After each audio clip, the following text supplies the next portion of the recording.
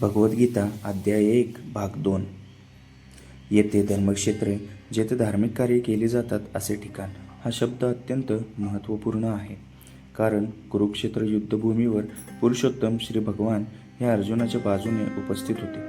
कुरूंचा पिता धृतराष्ट्र हा आपल्या पुत्रांच्या अंतिम विजयाबद्दल अत्यंत साशंक होता आणि त्यामुळेच त्याने आपला सचिव संजय याच्याकडे विचारणा केली की त्यांनी काय केले.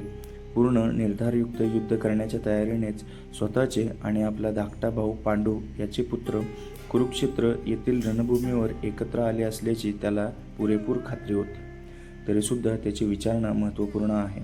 भावाभावांमध्ये तडजोड व्हावी अशी त्याची इच्छा नव्हती आणि त्याला युद्धभूमीवरील आपल्या पुत्रांच्या विधिलिखिताबद्दल निश्चितपणे जाणून घ्यावयाचे होते.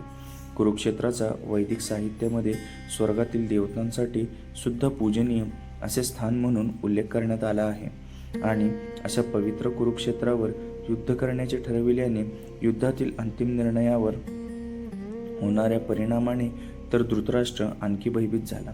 याचा प्रभाव अर्जुन व इतर पांडुपुत्र हे स्वाभाविकतःच सद्गुणी असल्यामुळे त्यांना अनुकूल असाच होणार हे तो उत्तम रीतीने जाणून होता. संजय हा व्यासांचा शिष्य होता. तो जरी धृतराष्ट्राच्या कक्षामध्ये होता तरी व्यासांच्या कृपेने तो कुरुक्षेत्र येथील युद्धभूमी पाहू शकत होता. यासाठीच धृतराष्ट्राने युद्धभूमीवरील परिस्थितीबद्दल त्याच्याकडे विचारणा केली. पांडव आणि धृतराष्ट्राचे पुत्र हे दोघेही एकाच कुटुंबातील होते, पण या ठिकाणी धृतराष्ट्राचे अंतर्मन उघडे करून दाखविण्यात आले आहे. त्याने मुद्दाम आपल्या पुत्रांचा कुरु म्हणून उल्लेख केला आणि पांडुपुत्रांना कुळाच्या वारस हक्कातून वगळले. यावरून कोणीही धृतराष्ट्राचा आपल्या पुतण्यांशी म्हणजेच पांडुपुत्रांशी असणारा विशिष्ट संबंध सहजपणे जाणू शकतो.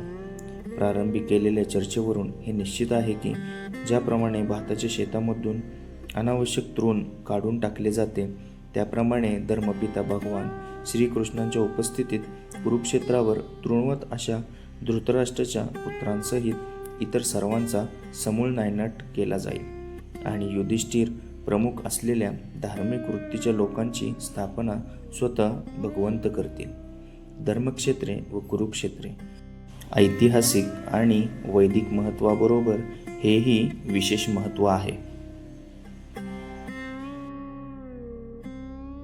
अशाच नवनवीन व्हिडिओ पाहण्यासाठी कृपया आपल्या चॅनलला लाईक, शेअर आणि सबस्क्राईब नक्की करा.